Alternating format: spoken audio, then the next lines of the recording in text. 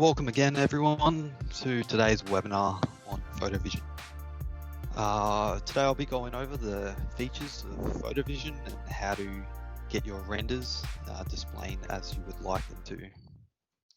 Well, at least showing you how to use all the features. It will take a bit of training yourself when you do get around to putting these in place. Now, bring up Cabinet Vision. I will ask that you all save your questions for the end, and then we'll go through everyone and answer the questions, and hopefully we'll be able to get all those questions that you have on your mind answered there. I'm sure there's a few about PhotoVision. All right, so as we probably know, PhotoVision is available when in 3D view. So it's a little 3D tab over here. This 3D tab is also available in cabinet and part level. So you can take PhotoVision renders of individual cabinets or individual parts also. It does not have to be the whole job at once.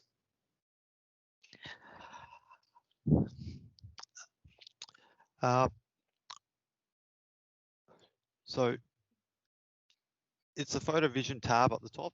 First, you're presented in the main menu, but you need to go across the tabs across the top if you want to actually create a render. So PhotoVision tab here. Here, since we've got version 12, this is a new feature, this real time. So real time is essentially like a textured render. This one back here, the rendered texture, except it applies the like a real quick lighting as well. Give you a quick example.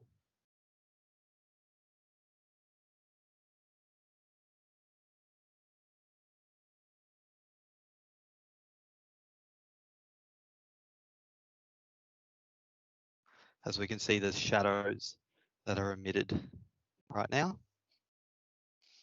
So this is a new feature since 12. It's particularly handy when you've just gone and placed some lights around the job and you just want a real quick representation of is there any light hitting ends of my cupboards, or are they just going to come out black? So if that's the case, you might need to put a light on the other side of the cupboard and light it up. To get out of the real time, you need to go back over to the main tab and go back to wire mode that you're in. Get used to that if you are in the middle of a render or you're moving around the screen trying to get a PhotoVision render going. A lot of the time you do have to exit by going back and selecting your wire mode. And it's particularly useful if you are navigating around the screen, because in wire mode you move a lot faster than if you are in texture mode and moving around the screen. You notice it a lot when your job gets much bigger. So I wanted to start off with all the different ways that we can use the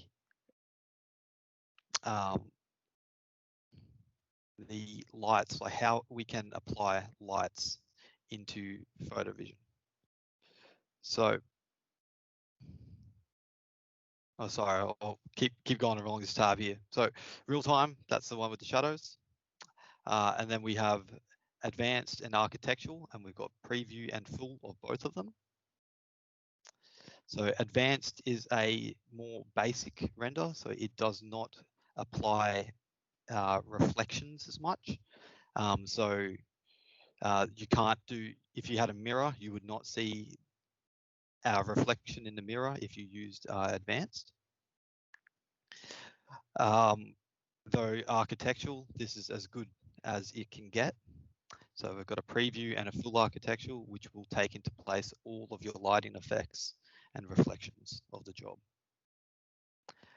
Advanced here is much quicker because it doesn't have to accommodate for the reflections. So if you are testing out your render to see if your lighting's correct, If you're real time, you got no black areas on your real time. So then you might want to go across into your advanced and preview your advanced.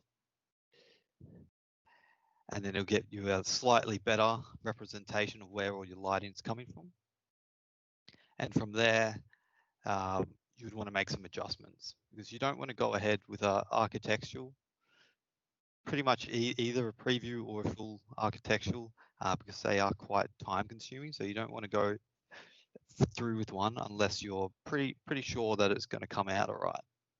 So you don't want to be doing that at the first stages of your job when you're first placing your lights.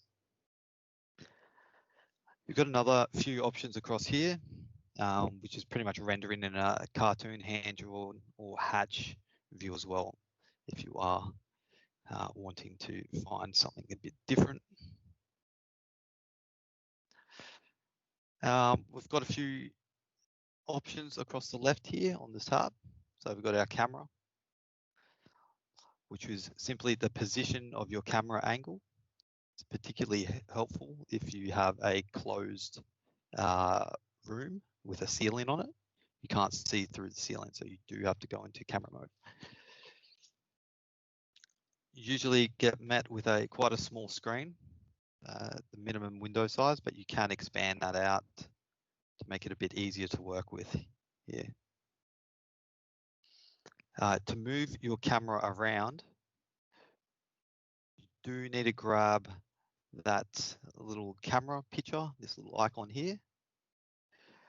Just be careful when you do grab it that you have to kind of leave your mouse on it for a little bit because it's if you just go straight up to grab it, it kind of like doesn't register that you've got it a lot of the time. So make sure that it knows that you're grabbing it. Be patient with it. Now you've got this other blue circle over here, which is the direction of where you are aiming your camera. And you've got a preview down here. So if you hit preview, pretty much just snaps your camera to wherever you were aiming your camera. But you've also got a height and target height. So your height is the position of the camera. So if I change this to 2 meters preview, see that we have increased the height of the angle there. And target height is the angle where essentially where that blue circle is located and if your camera is looking directly at it. Now we've got the lens angle here. So most of the time I find that 35 is a good angle. And you do notice that if you do go into the job and you zoom out, when you go back in, you see that your angle has changed. So wherever you move your camera like this, it is actually updating the screen as well.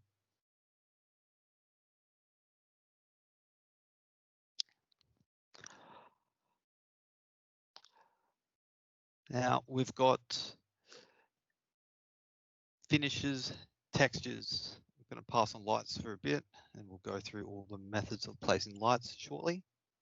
So we have the finishes. So if I open that up, this is essentially the room properties for finishes. So what that means is that if I update anything here, it will actually update all of the assemblies within the room to apply a finish.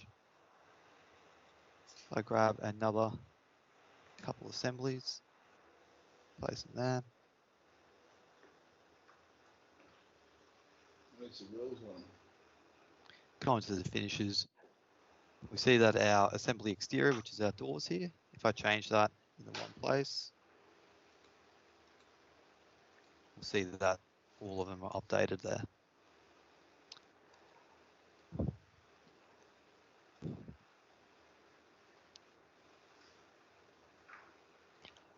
That is provided if that material that is being used is set to automatic. So only materials that have the automatic texture on it will be the automatic finish, sorry, will be the ones that look at the actual room's finishes in order to present its color. So that's why we see that my whiteboard carcass here is not changing. So if I change this interior brown, see that it doesn't change. That's because I've got an override on that actual material saying that because it is whiteboard, it is always going to come out white. So we would find that just give you an example of that and just go over to the materials here.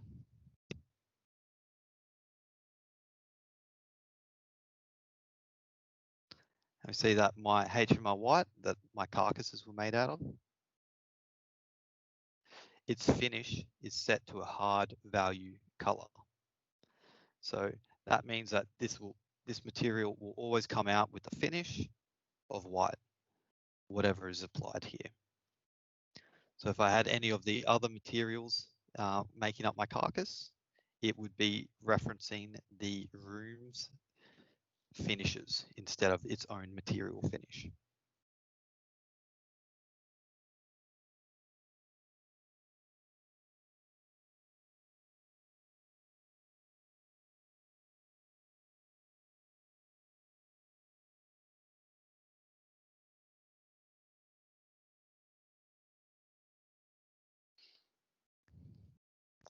So you've got them for all different categories here. So walls would make all walls come out the set color if you could change it. This material finish here. So if you untick the material finish, then that would be a way of applying a finish to all your walls. So essentially, this allows you to do multiple objects or multiple objects at once. Multiple walls, you change them here. If you want to change an individual wall, just put a couple walls in here. If you want to change an individual wall, you can go to 3D mode, select the wall, and then you've got your finish up here, which you can apply whatever color to it. Same works with the texture. So we do see that now I've changed the finish of this blue wall here. That if I change my wall finishes,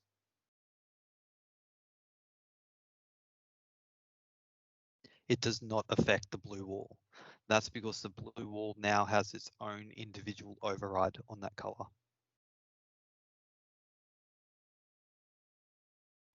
If you want to make this wall revert back, or any object that you have given an override to revert back to looking at the room properties, you can select the little tick box and tick it to automatic again.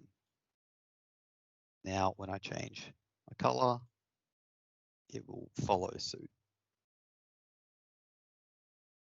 This does work the same in assemblies. So if I see how I'm 3D, and if I click on this assembly here, we've got its individual exterior finish, which is the door, interior finish, which is if that material that it was made out of was not using, if it was set to automatic, then it would be coming out this color as well. What we can do, if I wanted to change just one part of this cupboard, you actually go into the assembly of the cupboard itself, and then you can go 3D in the assembly, and you can select individual parts. So here, I can go and apply a finish to my left end. And when I return out and go back to the 3D of the whole job, it's got that blue end there.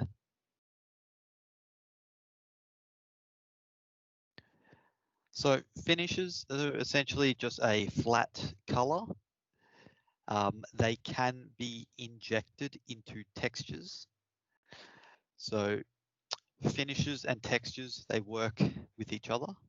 A texture is like a grain.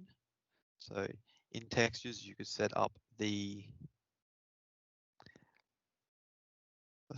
walls to having a brick wall here.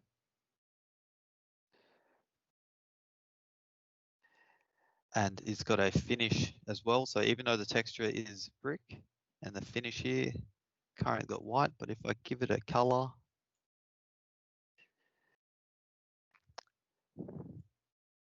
So that brick must have a decal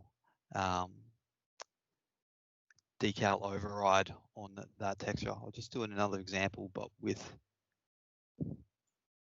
something like a grain here, even though your walls not come out like, probably don't have floorboard walls, but we can see here that it's black and white, and you can actually add a texture to, a finish to the texture.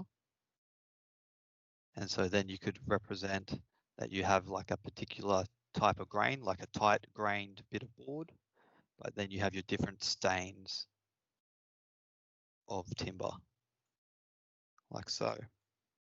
So they pretty much work with each other. So textures, you can either save them away as having a fixed color. So that would be for something like if you were importing Polytech colors, that they definitely come out as the name, compared to something like the timber grain that we got here, which you would want to be able to use with multiple different stains.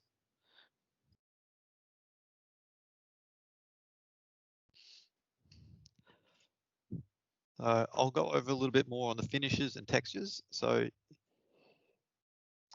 we can actually create our own finishes and import our textures if we go all the way out back to our materials.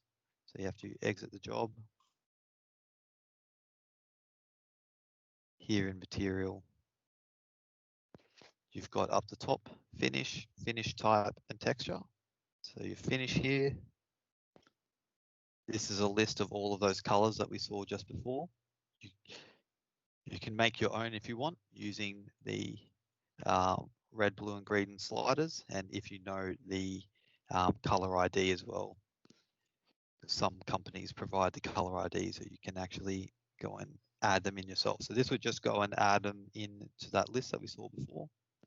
Just go in here, create new finish, giving it a name.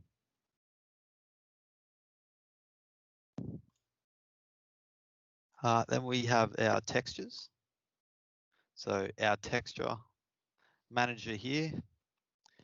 This is how we can go and see all of our textures that we have in our library.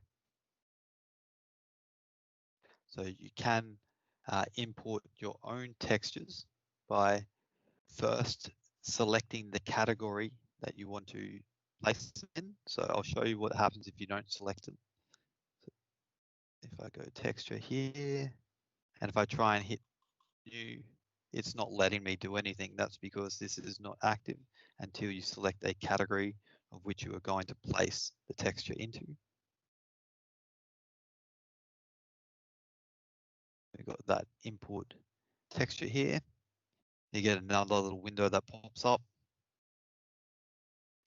Here you can select load image from file, then you'll have to navigate to wherever you've saved the files away. Keep in mind that by default, down the bottom here, BMP files, that's the type of file that it searches for straight away. So you can change it. So it can import BMP and JPEG files. So I've got the JPEG selected. Got a couple images here. You won't see the whole image, so I'll give you an example of what the image is.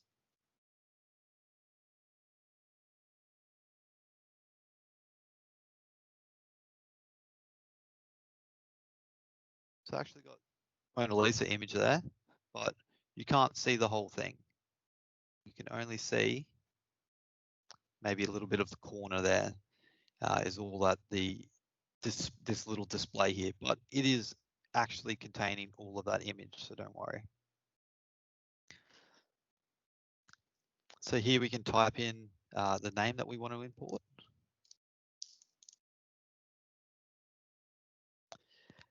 And we've got a few options here. We've got tile, decal. So the tile would be if you want this image to repeat. And if you did want it to repeat, it would ask you at what width and height you want it to repeat at. If you were to do a tile, you'd want something that has like a bit of grout in the image. so that you can see the separation in the tiles. So you wouldn't, unless you want something to repeat with hard up into each other. So just keep in mind you want it to be half the grout width, because as it doubles up, it will complete it. All right, so then next thing we have our decal. So if you're importing an image and you want that color to stay unaltered, so if you don't want any finishes here to inject into the texture and change the image, then you want to tick decal here.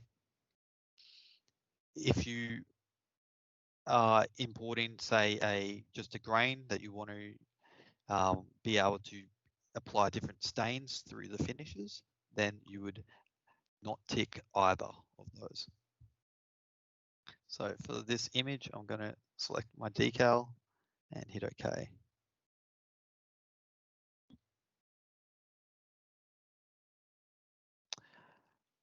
All right, so you've got another couple of views up the top here. Just as a list view, that's a image view. I think by default it might come out as this. You've also got a search function here if you want to look for something.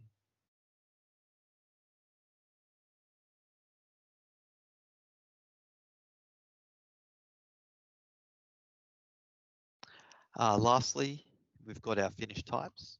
So in finish types, we have, this is essentially how the lighting is going to reflect off of the material that you're placing it on, or that this is applied to, this finish type is applied to. You don't usually need to make any of your own because we've got pretty much everything covered from the start. The only other finish types that I've made myself is when I've had like a bronze mirror. So I just made a copy of a mirror here.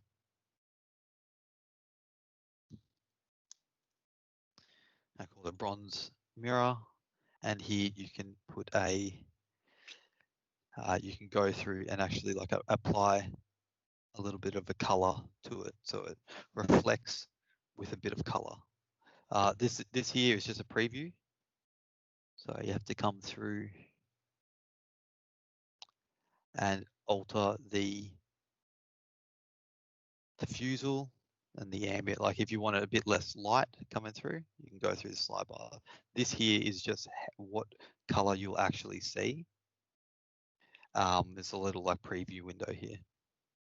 So essentially what I did is I had a mirror and I applied a bit of a bronze finish into it. So then it came out a bit bronze. That's just like the reflective glare of it.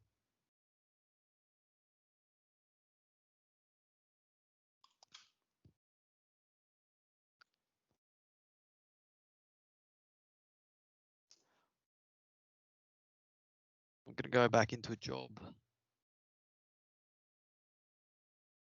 and I'm going to show you the different ways of adding lights. So the first way to add lights is in 3D mode and grabbing the lights button here. You're met with another window.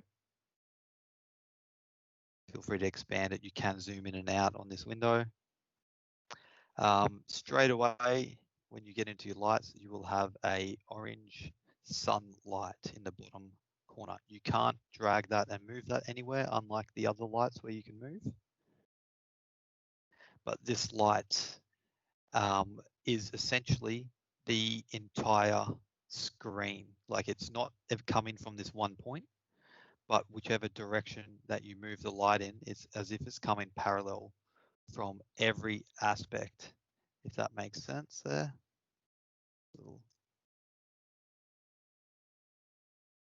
Just do a little snip here so I can draw. So if that sunlight is coming in at a 45 degree and in that direction, it means that light is going to be emitting the whole entire job like that. Whereas this directional light over here will be emitting light like so.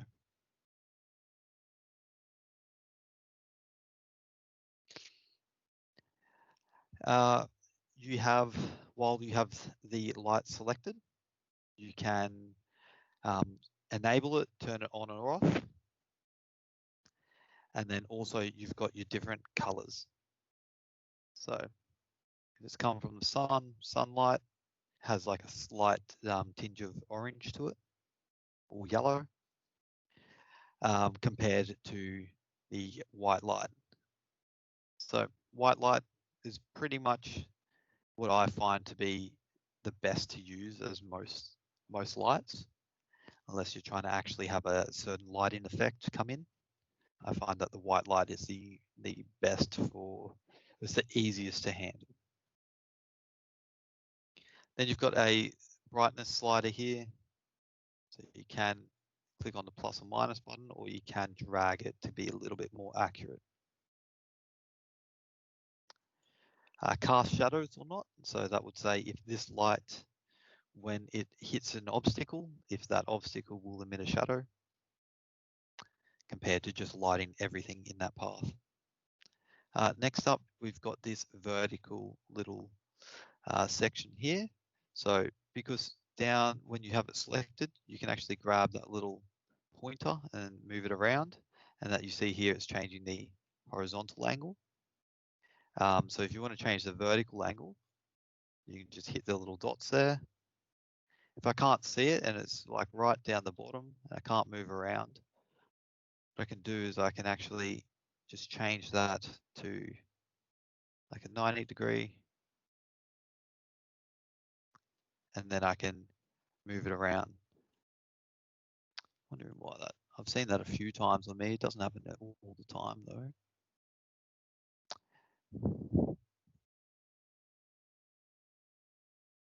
See if it happens on this one. There we go. That's like my wall height. So that one puts the places in the middle, but looks like my sunlight's got a bit of a issue with that. So if you want to grab it, you can just type in your value as well. And you can act as it, you can still move the mouse around. So it's like still updating the light angle that we see up here. So even if you can't, you might just want to go, 90 degrees to just to grab it, just to get your mouse on it, and then you can drag it around. A little bit annoying though, but you can work around it.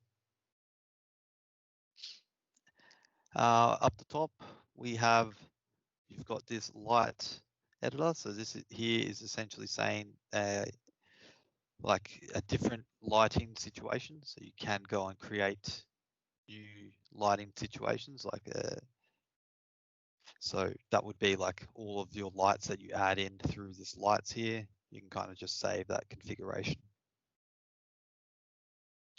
So that's how to make a new one here, and that's making a copy of your current, and that is deleting the light schedule. That is not deleting the light, that's deleting the schedule.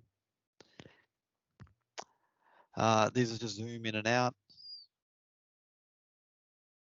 but I prefer to use the mouse wheel, much faster. Now we've got add-in lights up here. So if we go, every time you click on this, it will just place a light in the center of your job. From here, you can just drag that light around wherever you want it. And this light, you can change the type of, unlike the sun is always the sun, and you cannot change what type of light it is. Here, set sunlight. Now, we've got a few different types of lights here. Spot, directional, and point are the first ones that we have, are the ones that are available in lights from 3D. So a spotlight is like a cone angle light, and the narrower you make the angle, the brighter it is. So it's pretty much your brightness divided over the area that it's shooting out, the lighting. Again, you can angle it vertically, but this is a This is a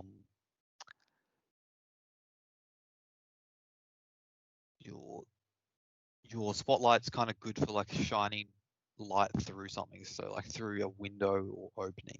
That's kind of like it's if you're actually wanting to light up a particular spot or force light through, that's actually quite bright because of the angle, how it's the smaller angle, the brighter the beam is.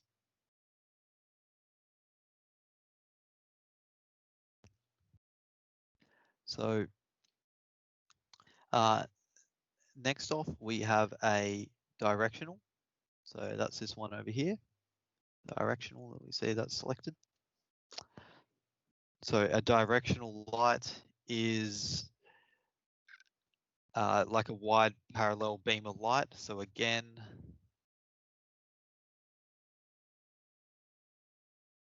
take a screenshot of this. So this light will be like a light that's shooting in, something like that. So it won't be actually a cone angle of light like this one is a cone.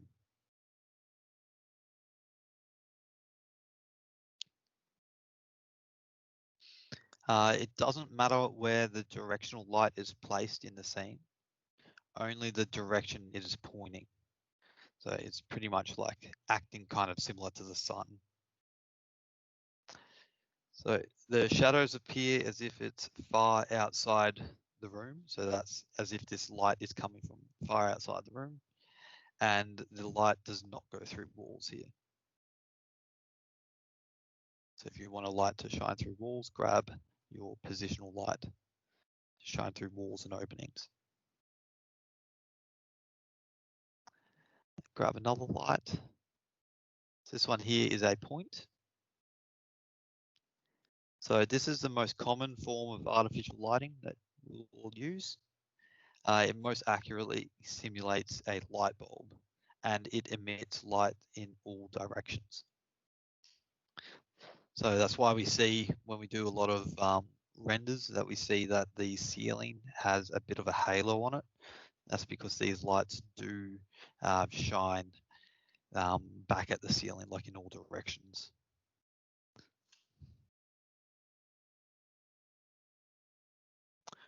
Should go back in there. So with those lights as well, we have a position in the height. So that's the vertical position.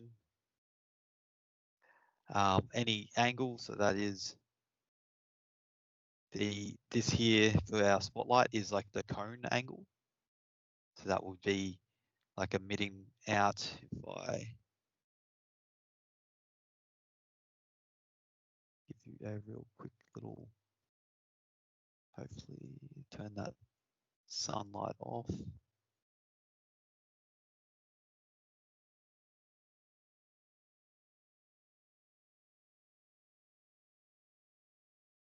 Pretty much shining this straight into the wall.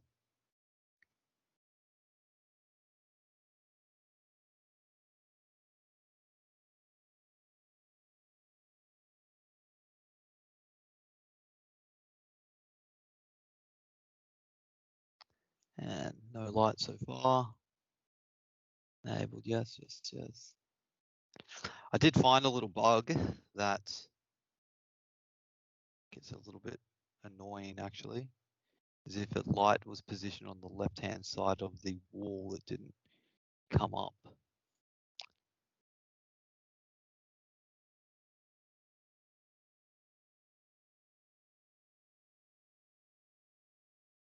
Brightness, yes.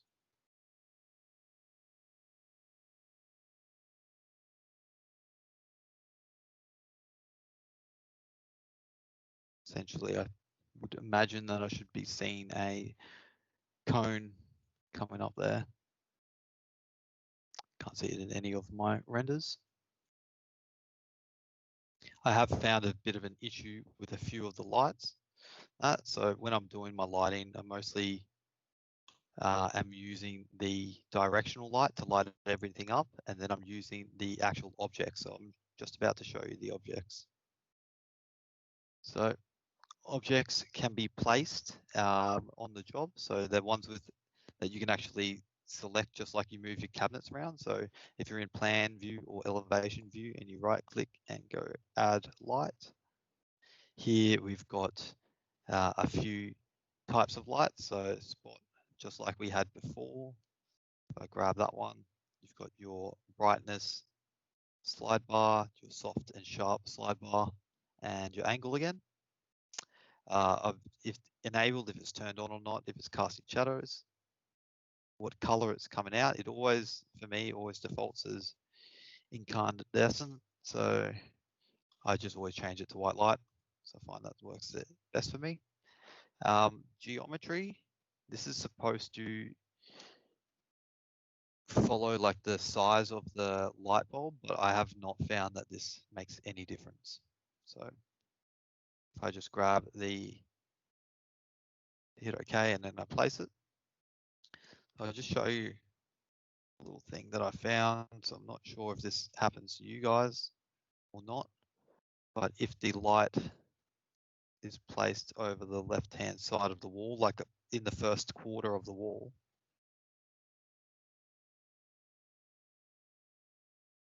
I don't see that it makes any light. So this is only on horizontal walls. So if I move it over a little bit more,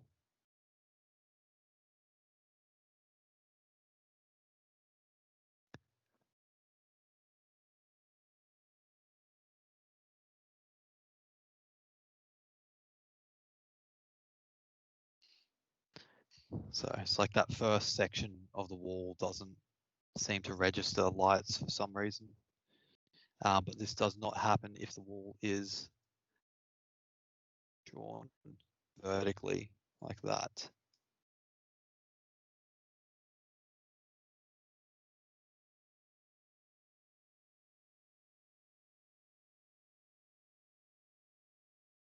Well, looks like it is for me now. Didn't happen to me before though. You can get around it by having like another wall. So it works in the object tree. So see how this is placed on the front face of wall 1 here. So if I manage to move it onto wall 2. So what I'm going to do is I'm just going to, it's probably attached to wall 2 now. Yep, wall 2. Even if I move it back to the same place, just checking. Yep, it's still wall 2. You could control it with the outsets or whatnot. But we'll see that it appears again. So it's a bit frustrating sometimes when I'm moving a light around and trying to make a render. I'm like, why is it not coming up? But you can move it if you place it on a different wall. It's just when it's on the left, like right at the start of a wall, for some reason, it's just not registering.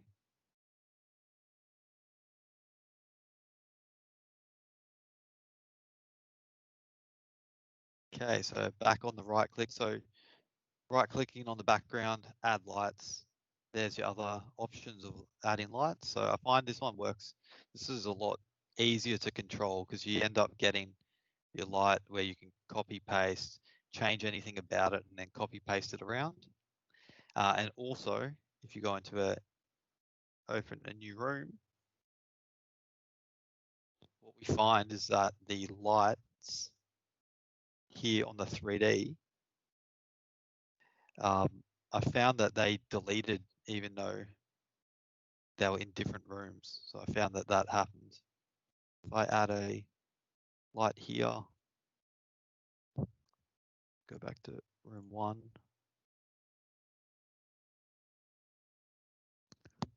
Saved it for me that time, but I did notice that I lost them a couple times doing that. So I prefer to use the right click add light option.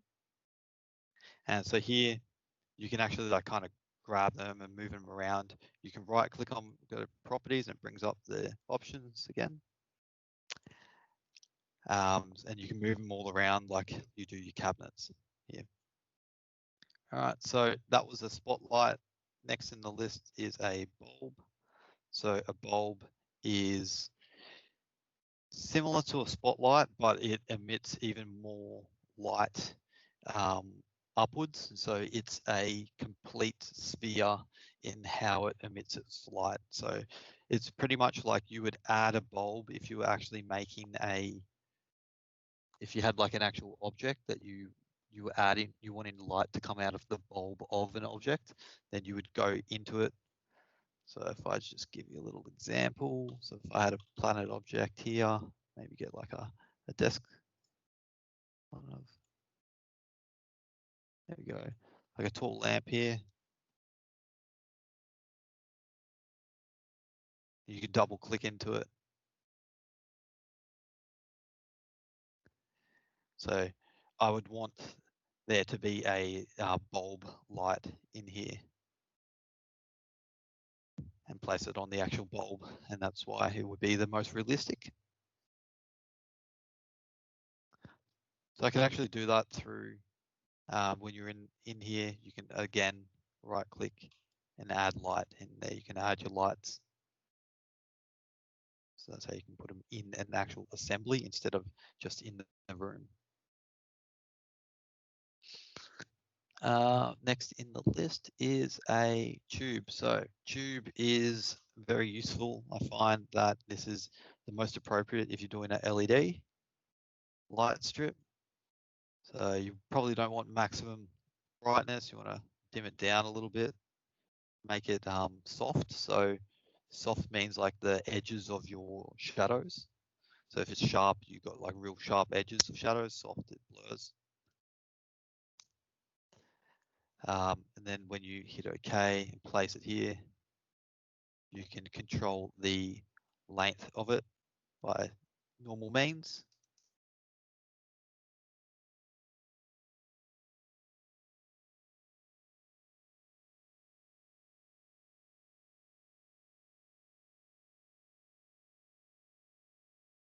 Just going to give you a example.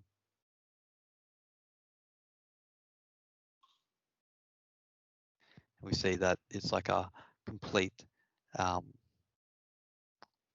tube. So it's like the whole thing is emitting even light. So it's not like it's coming from the center. Keep in mind that there's a few little objects that we've got saved away, like LED light strips in the objects here. We've got a LED light strip.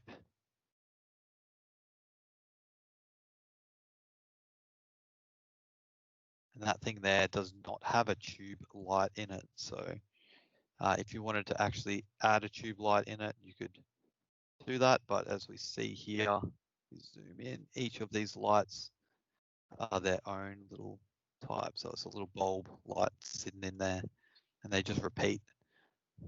So pretty much if you were to stretch that and make this LED light track be 2 meters,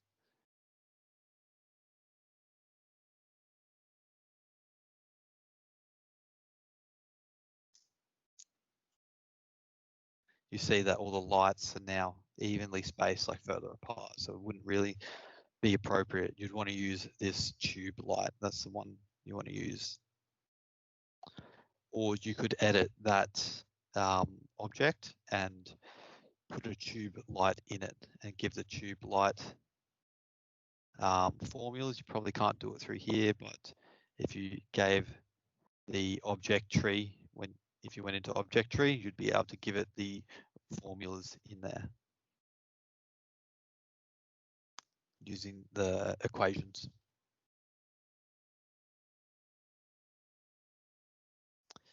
Under cabinet light, so this is quite similar to the tube light, except it's got like little outset values, and it's supposed to autofill the countertop. I haven't had that work. It doesn't go like under your overheads. And it's supposed to just auto place it along the tops, but I'd much rather use any lighting that you wanted to place. Just go grab the object itself and place it there yourself. Let's see, when the auto lights, will probably need like auto tops on it. Don't use that feature. It's not doesn't work well. You can just, if you don't have that ticked, then you've got it attached to your mouse, and then you can move it around like that.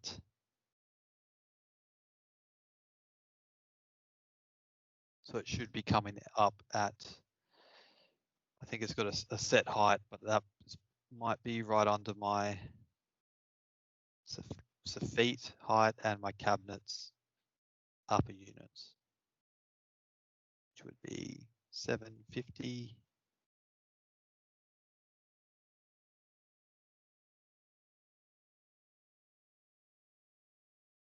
So I think it's from the center point. Yeah, from the center point of it, it comes up. So it just places it under your overheads, which is kind of handy, that it already does the elevation for you.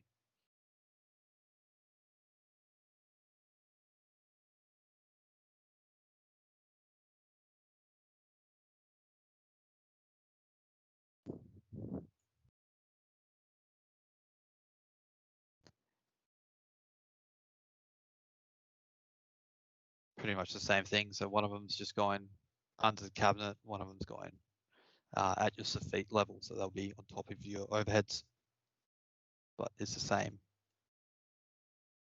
type of light.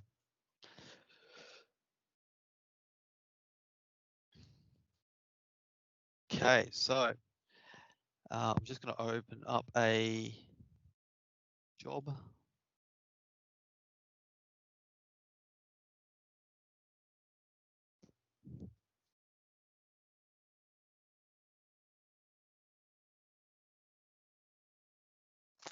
So we've got a few options in 3D with your right click on the background out here. So you got to drawing, live drawing, saving the view. So that is the handiest thing ever. You're about to see me use it. Show and hide walls and the properties. So to drawing, we know that just makes a screenshot of what we see and sends it to the drawing page. Save view, I've got a saved view already. So that is putting me inside where I've saved this view. So you've got a little lock orientation. That means that you can't like spin and drag the, if I go wire mode, makes it faster. I can't, I'm like dragging across my screen right now. It's not allowing me to. But if I unselect that now, you see how it spins. So how it works is if I spin it over here, right click, save view, give it a name if you want. I'm just going to call it 2. Now you see that I jumps between your 2 different views. So instead of going in your camera, moving this around every time, definitely save any view that you have a nice angle of.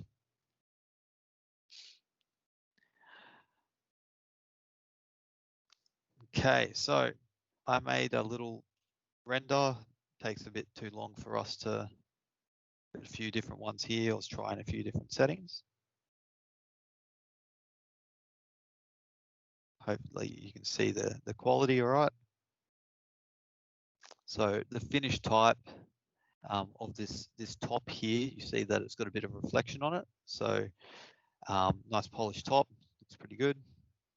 And I thought I wanted to add an image to the outside. So what I did in this case here is I went and put a window, and I placed a texture on the wall outside of it.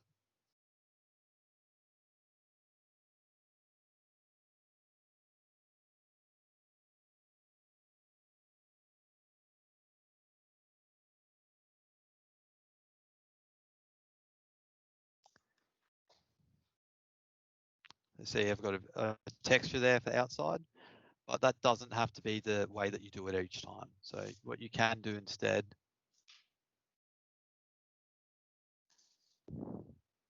is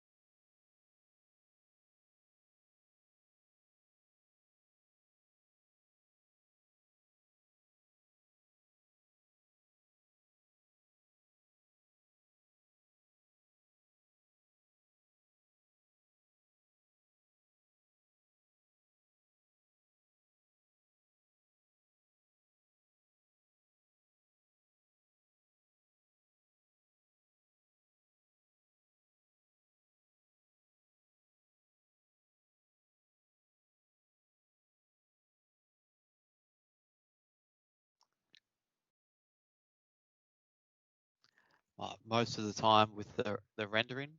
I'll show you like my light layout for this one here. So go into my lights. What we got is I've got my sunlight over here, and I've placed a vertical position, so it's shining down a bit of an angle there, and it's shining in. So that's why we see when I've got into my drawings over here, that we see that up here in the corner it's like really shiny. That's because the angle of the light hitting this wall that's got that texture on it is then shining in. So I might have had it a bit too bright or something. That's why you can see that little bit of a splatter of color down the bottom. Michael, we've got a question through the chat. Someone just wanting to know the difference between live drawing and normal drawing. I guess that's just a bit of a terminology question. It's used often, fluently by you guys in the text, but just for people that don't know Yep. the differences. Yep, no worries. So having a look here, so live drawings would not work on, if you do like a live 3D render, you're not going to get, I don't think that, I don't know what that would actually do if it's in PhotoVision, because you're not going to have time to like re-render every angle if you move things, but I'll show you what it does in a basics form. I'm pretty sure it won't work in actual render mode. So if we go here, and if I take a live drawing of this screen here,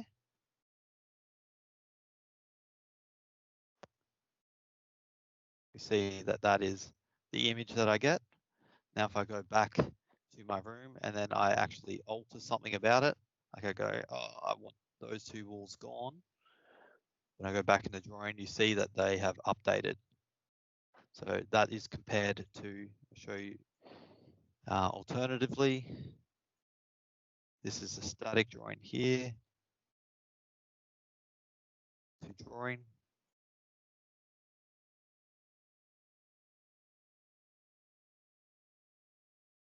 My static drawing,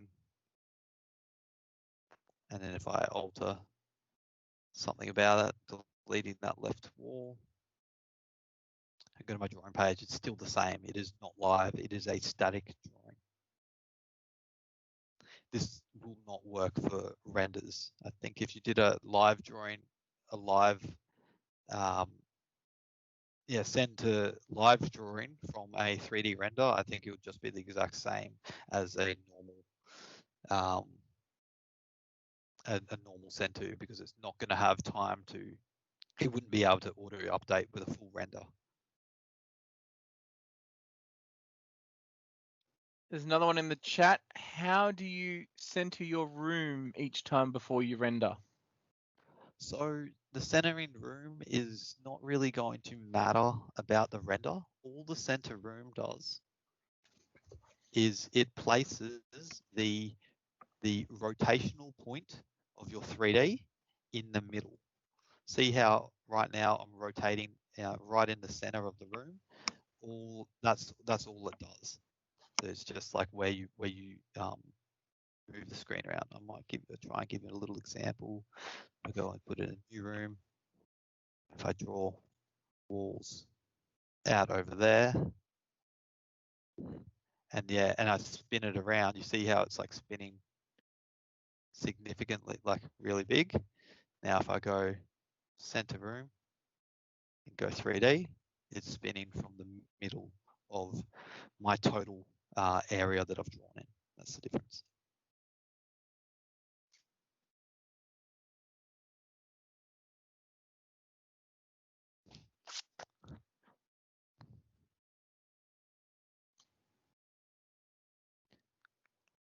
Oh yeah, so it might help with your directional lighting. So that would be the lighting that comes from your like your sunlight. I dare say your sunlight probably works in a way that it grabs light from all around its center point, which your sun is probably at the same point as your origin point that I was just rotating around from as well, most likely. So yeah, it could help with that. I have not tested it out myself though.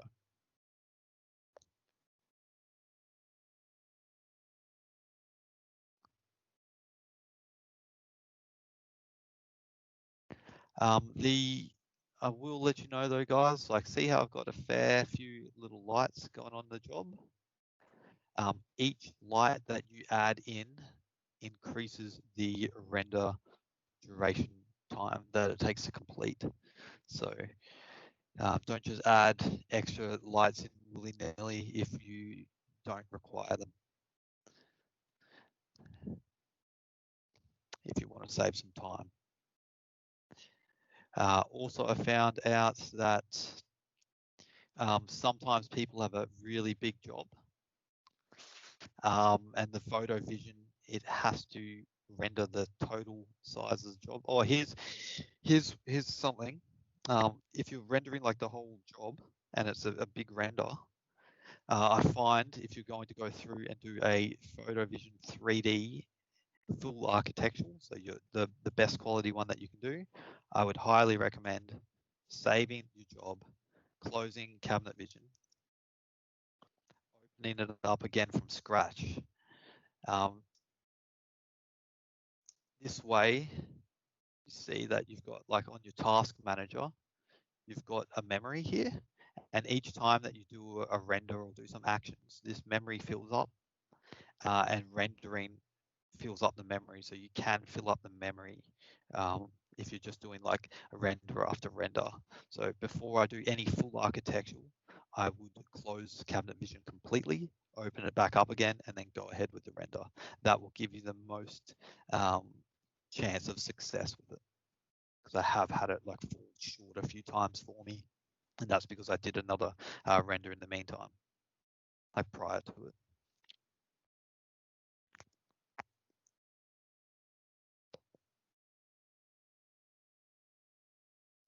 So that's usually quite a good trick. I do that quite frequently actually, is if I'm doing rendering, just close Cabinet Vision and redo it. Same thing here is if this was a very large job and I'm trying to get one angle covering, say, this view and the other another render covering this view. Sometimes the job gets a little bit too big to do all in the one render. Starts taking that like a lot of time, because the way that the render calculates it, it grabs like your total overall area. So you can imagine if you multiply that by your square millimeters, you'd get quite a few, and any larger area, it significantly increases. So what you can do is you can go and do a copy of your room. So you get a copy, and then you can go and just delete like a lot of your cabinetry out of the room, so it doesn't have much to load. And then you do them like for both sides. You do like make 2 copies, delete half on one, delete the other half on the other, and then make your renders like that. I've done that a few times, and because the job was so big that we couldn't do a full complete render. It was like falling short. I think the memory was getting too full by the end of it. So if you split it up and you had the room as half the size and just did 2 different renders, that worked. Sorry, question just come in. Is this the same on multiple rooms?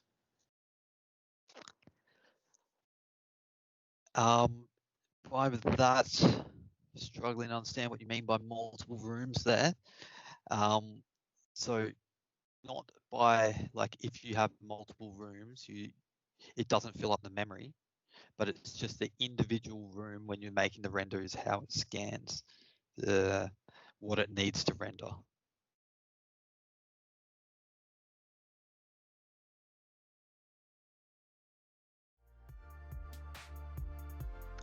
Looks like that's it, guys. Right. Hope you all have a good afternoon, and we'll see you next time.